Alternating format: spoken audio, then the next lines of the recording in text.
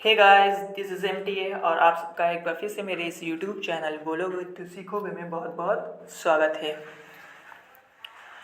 तो ये हमारा डे 6 है, मतलब हमारा ये छठा वीडियो है इंग्लिश स्पोकन क्लास का, जिसमें हम लोग has to, have to, had to structure सीख रहे हैं।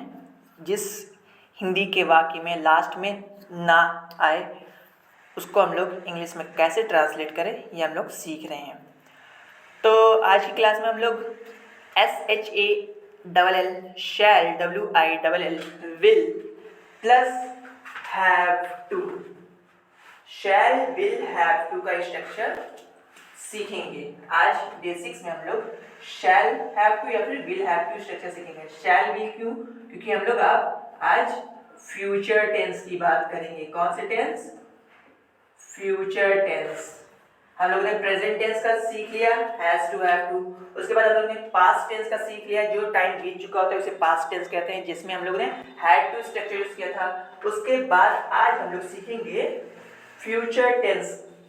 फ्यूचर टेंस मतलब जो समय आने वाला है, अभी आया नहीं है जो समय, उस समय में हम लोग हिंदी के सेंटेंस को इंग्लिश में ट्रांसलेट करना सीखेंगे। सबसे पहले मैंने लास्ट क्लास में डे 5 में कुछ हिंदी के होमवर्क दिए थे, हिंदी के वाक्य दिए थे एज अ होमवर्क आपको सॉल्व करने के लिए, तो उसको हम लोग देख लेते हैं। सो वीडियो को शुरू करते हैं। जो हमारा पहला होमवर्क था डे 5 क्लास का, उसे गाना नहीं था। यहाँ पे क्या है, लास्ट में था वर्ड है, जिससे हमको पास्ट टेंस मालूम चलता है कि ये पास्ट टेंस का है। अब पास्ट टेंस से तो क्या लगता था, हैड टू लगता था, लेकिन क्या है यहाँ पे नहीं वर्ड आ गया, ये निगेटिव सेंटेंस हो गया, नहीं वर्ड आ गया। तो अब नहीं वर्ड आ गया, इसलिए हमको क्या करना है, फॉर्मूले में हमारा हैड टू रिमूव होके हैव टू हो जाता है और एक नया वर्ड आ जाता है डिड। तो इसको सॉल्व करते हैं। सब्जेक्ट क्या है, उसे, उसे की इंग्लिश होती है ही, ये लिख दिया। उसके बाद क्या लगता था फॉर्मूले में, सब्जेक्ट के बाद डिड आता था, क्योंकि यहाँ पे नहीं है, नेगेटिव सेंटेंस है, तो इसलिए हम लोग यहाँ पे डिड राइट करेंगे, ही डिड। उसके बाद आएगा नॉट, फिर आएगा हैव क्यों लिख रहे हैं, क्योंकि ये निगेटिव हो गया। अगर से यहाँ पे नहीं वर्ड नहीं होता, उसे गाना था होता, तो क्या लिखते हैं हम लोग, ही हैड टू सिंग। गाना की इंग्लिश सिंग होती है, उससे गाना था, तब हम हैड टू लगाएंगे। लेकिन अगर से निगेटिव हो गया तो यहाँ पे डिड आ गया निगेटिव में, तो डिड आ गया तो अब वो हैड हमारा हैव हो जाएगा। ओके, तो he did not have to sing, SING, sing. Second sentence क्या है, मुझे सोना नहीं था। अब इसमें सब्जेक्ट क्या है, मुझे, मुझे की इंग्लिश होती है आई, तो फॉर्मूले के हिसाब से सबसे सब्जेक्ट आता है, सब्जेक्ट आई हो गया। उसके बाद हमारा डिड आएगा फॉर्मूले के हिसाब से, तो डिड राइट कर देंगे, देन नॉट, देन हैव, उसके बाद to, he I did not have to.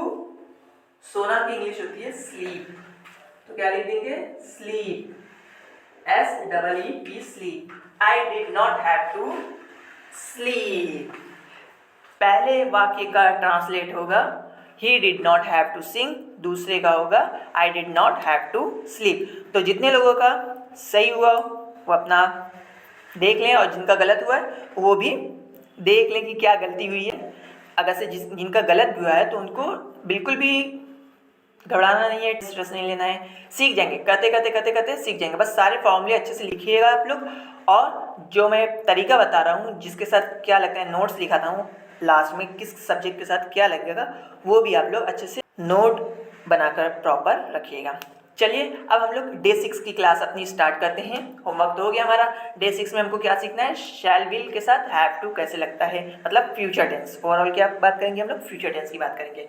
इसी सेंटेंस को ले लेते हैं, क्यों, यही दो सेंटेंस को हम लोग फ्यूचर में बना लेते हैं। अब फ्यूचर हम लोग नॉट वाला भी नहीं सीखेंगे, मतलब निगेटिव नहीं सीखेंगे, अभी नॉर्मल सीखेंगे। जैसे हम लोगों ने प्रेजेंट का सीखा था, पास्ट का सीखा था, उसे गाना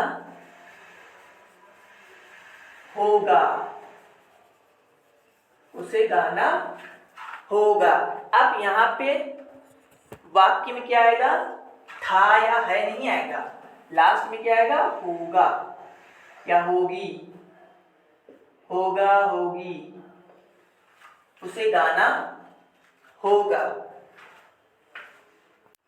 और सेकंड सेंटेंस को मैंने क्या कर दिया, मुझे सोना होगा, नहीं और था वर्ड हटा दिया। तो इसकी पहचान क्या फ्यूचर टेंस की, कि लास्ट में हमारा होगा, लास्ट में गा आएगा तो उससे हमको मान लीजिए फ्यूचर टेंस का है, तो हमको ये स्ट्रक्चर यूज करना है। और जैसा कि have to, has to, had to, और ये हमारा शैल बी हैव टू, इस टाइप के स्ट्रक्चर में लास्ट में वर्ड में ना आना ही होगा। ठीक है, पास्ट टेंस के लिए लास्ट में था, प्रेजेंट के लिए है, और फ्यूचर के लिए गा आएगा लास्ट में।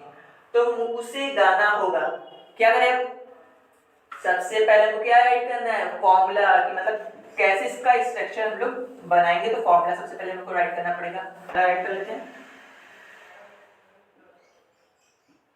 फॉर्मूला में हमारा आएगा सबसे पहले, जैसा कि पहले भी आप पढ़ चुके हैं, सब्जेक्ट, उसके बाद हमारा आएगा विल या फिर शैल, विल या शैल, इसके बाद आएगा हैव, फिर आएगा हमारा टू, सब्जेक्ट विल या शैल, उसके बाद आएगा हैव, फिर आएगा हमारा टू, देन वर्ब की first form subject plus will shall plus have to, then आखिर में हमारा आएगा वर्ब की फर्स्ट फॉर्म। अब विल किसके साथ लगेगा, शैल किसके साथ लगेगा, तो आई और वी के साथ हम शैल लगाते हैं, बाकी जितने बचे उन सब के साथ विल लगता है। He, she, it, you, they, plural, singular, इन सब के साथ क्या लगेगा, विल। और एक और एक्सेप्शन है, अभी क्या करते हैं कि शैल लगाते ही नहीं है, विल ही यूज कर लेते हैं। तो विल भी आगे साथ लगाएंगे आई और वी के साथ, तो गलत नहीं होगा, वो भी सही रहेगा। तो इसलिए मैं क्या करता हूँ, मैं सभी के साथ विल ही लगा देता हूँ। तो बना लेते हैं हम। सबसे पहले हमारा सब्जेक्ट चाहिए फॉर्मूले के हिसाब से, उसी का सब्जेक्ट क्या हो जाएगा, ही, तो हम यहाँ पे ही राइट कर देते हैं, ही, देन विल के साथ he, she, it, I, we, you, they, सभी के साथ विल, यहाँ पे विल राइट कर लेते हैं, ही विल, उसके बाद आएगा हैव, फिर to, he will have to, verb क्या है, गाना, सिंग, अभी बताया मैंने, सिंग, he will have to sing, उसे गाना होगा। सेकेंड सेंटेंस हमारा क्या है, मुझे सोना होगा, यहाँ पे सब्जेक्ट मुझे है, मुझे की इंग्लिश होती है आई, तो सब्जेक्ट सबसे पहले लिखेंगे आई, फिर शैल लगा लेते हैं पहले, आई शैल, उसके बाद हैव, फिर आएगा to, I shall have to, क्या आएगा फिर लास्ट में हमारा वर्ब की फर्स्ट फॉर्म, मतलब स्लीप, सोना। या तो ये लिखे, और इसको हम क्या लिख सकते हैं, I will have to sleep, ये भी लिख सकते हैं, I shall have to sleep, I will have to sleep. आप दोनों भी लिख सकते हैं, दोनों सही, लेकिन मुझे I will have to sleep ज़्यादा अच्छा लगता है बोलने में, इसलिए मैं सभी के साथ I, we, you, they, he, she, it, plural, singular, सभी के साथ मैं विल ही लगाता हूँ। चलिए एक सेंटेंस और देख लेते हैं, और उसके बाद दो सेंटेंस मैं आपको होमवर्क में देता हूँ, लेट्स सी। तो यहाँ पे 3 सेंटेंस और ले लिए मैंने, पहला तो मैं यहीं पे आपको करा देता हूँ, और दूसरा तीसरा आपका होमवर्क है। तो इसको ट्रांसलेट कर लेते हैं। सेंटेंस क्या है, हमें बोलना होगा। अब सबसे पहले फॉर्मूले के हिसाब से सब्जेक्ट आएगा, सब्जेक्ट क्या है, हमें, तो हमें की इंग्लिश होती है वी, वी के साथ शैल लगेगा, शैल राइट कर लेते हैं, वी शैल हैव टू,